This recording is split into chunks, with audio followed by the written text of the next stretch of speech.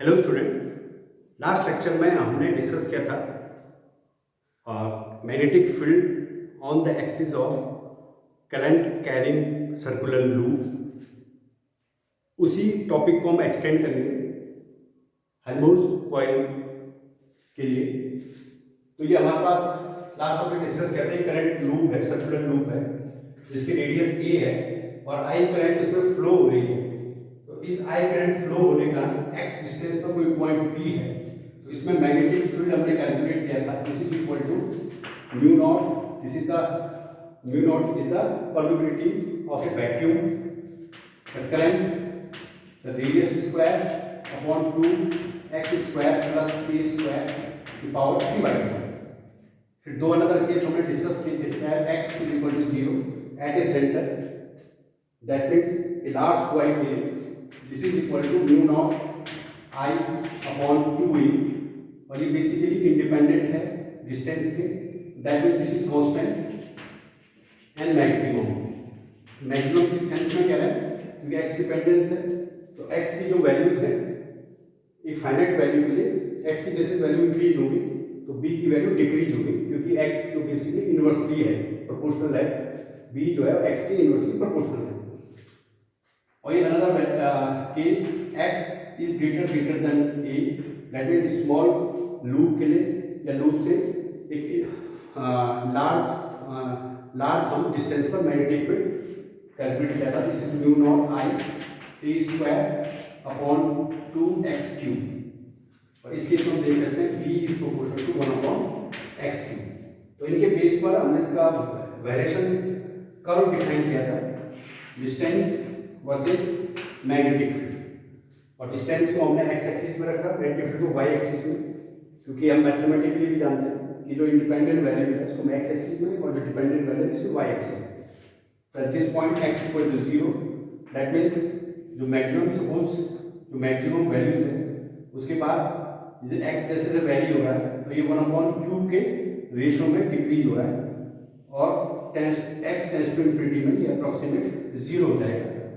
Same both side में, दूसरे side में भी सिमेट्रिक है, एक्सिस जो है ये हम इसको एक्सटेंड करें नेगेटिव एक्स एक्सिस डायरेक्शन में, तो जो फॉर्मुलेशन हमने अप्लाई किया वही फॉर्मुलेशन या वही पैटर्न हमें और नेगेटिव साइड में भी हमें मिलेगा, या जो सेकंड साइड है लेफ्ट साइड है तो कॉइल के लेफ्ट साइड में भी सेम पैटर्न मिलेगा। तो ये बेसिकली एक कर्व हमने डिफाइन किया था। तो इस कर्व से यदि हम इसको एनालिसिस करें तो हर एक पर्टिकुलर एक्स के लिए डिफरेंट एक्स के लिए मैग्नेटिक फील्ड इंटेंसिटी आपकी डिफरेंट है, बट एक पर्टिकुलर रीजन में, इस रीजन में यदि हम रेट ऑफ चेंज देखें तो पर्टिकुलर इस रीजन में जो रेट ऑफ चेंज है वो कांस्टेंट है। सिमिलरली इस रीजन में बोथ साइड, और यदि रेट ऑफ चेंज कांस्टेंट है तो हम उसको mathematical df dp upon dx, rate of change with respect to x, this is constant. Experimentally हमको मिला था, तो इस केस में हम कह सकते हैं, और ये कंडीशन निकालने के लिए कि किस पॉइंट पर रेट ऑफ चेंज जो है मैग्नेटिक फील्ड का विद रिस्पेक्ट टू x जो है वो कांस्टेंट है, रेट ऑफ चेंज। तो d square b upon second जो डेरिवेटिव हमें मिलेगा दिस इज इक्वल टू 0 यदि हम रखेंगे तो बेसिकली हमें उस पॉइंट की वैल्यू जो मिल जाएगी जिस पॉइंट पर रेट ऑफ चेंज है मैग्नेटिक फील्ड का विद रिस्पेक्ट टू x, ये बेसिकली कांस्टेंट है। मैग्नेटिक फील्ड तो वेरी हो रहा है पर रेट ऑफ चेंज कांस्टेंट है। तो इसके लिए हमने मैथमेटिकल कैलकुलेशन की थी, तो हमें x is equal two plus minus a/2, इस इक्वेशन को सॉल्व करने के बाद इसमें b की वैल्यू ने पुट अप की थी, और इसको सिंपल डिफरेंशिएशन, डबल डिफरेंशिएशन करके इक्वल टू 0 करके हमें x is equal two plus minus a/2 मिला था। दैट मीन्स रेडियस की हाफ डिस्टेंस पर यदि हम रेडियस की हाफ डिस्टेंस तक ट्रेवल करेंगे तो इस पॉइंट के नियर बाई हमें जो फील्ड है plus minus both side, suppose ये एक्सिस देते हैं 0 पॉइंट है ओरिजिन, तो माइनस a/2, तो हमें एक्सिस पर सेंटर से a/2 डिस्टेंस पर जो बस बेसिकली जो पॉइंट है a/2 पॉइंट है, सपोज इस पॉइंट पे a/2, इस पॉइंट पर जो मैग्नेटिक फील्ड का रेट ऑफ चेंज है ये बेसिकली कांस्टेंट है, इस पॉइंट के आसपास कांस्टेंट है।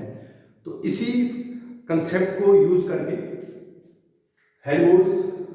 हरमैन वॉन हेल्महोल्ट्ज एक साइंटिस्ट थे, जर्मन साइंटिस्ट, तो उन्होंने एक कॉइल डेवलप की। Basically this is the combination of to identical coil, identical same size है, एक सेटअप तैयार किया और एक इनके एक्सिस जो है वो एक दूसरे कोइंसाइड है या कोएक्सल अरेंजमेंट में हमने रखे हैं।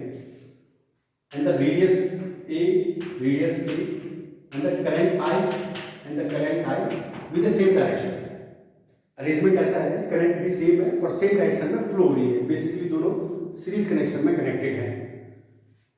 तो इन दो कॉइल के जो वेरिएशन कर्व देखें और इनको हमने पर्टिकुलर ए डिस्टेंस पर सेपरेट किया है।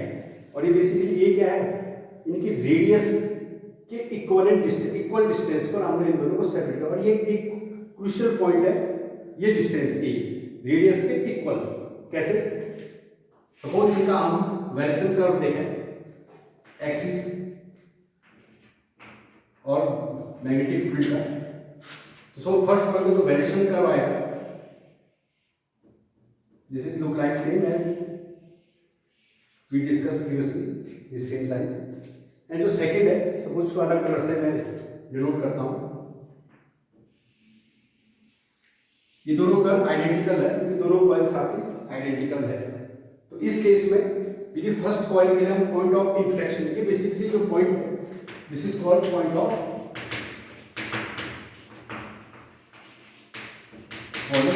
inflection where the rate of change of magnetic field is constant। तो यदि फर्स्ट कॉइल के लिए हम फर्स्ट वन कंसीडर करें तो इसका जो पॉइंट ऑफ इन्फ्लेक्शन है ये बेसिकली हमें x is equal to a/2 पर मिलेगा। और जो सेकंड कॉइल है इसका पॉइंट ऑफ इन्फ्लेक्शन भी हमें a/2 डिस्टेंस पर मिलेगा। This is a/2 distance and this is a/2 distance. और तो ये कंबाइंड डिस्टेंस है, दिस इज ए हो जाएगा। और ऑलरेडी हमने ए पॉइंट पर, ए डिस्टेंस पर हमने सेपरेट किया हुआ है। दैट मींस इनके पॉइंट ऑफ इन्फ्लेक्शन एक दूसरे में कोइंसाइड होंगे, मतलब इनका पॉइंट जो इन्फ्लेक्शन होगा वो सेम पॉइंट होगा। इसलिए हमें ये जो अरेंजमेंट है इसे हमने ए डिस्टेंस पर रखा हुआ है। तो इससे बेसिकली क्या होगा, तो यदि हम इन दोनों का रिजल्टेंट कर्व देखेंगे, बेसिकली जो कर्व है ये इंडिविजुअल C1 कॉइल का है, ये C2 कॉइल का है। सपोज C1 कॉइल का है, दिस इज C2 कॉइल का है। तो जो रिजल्टेंट इनका जो वेरिएशन आएगा, this is look like as, and इस पॉइंट पर approximate constant and again decrease होगा।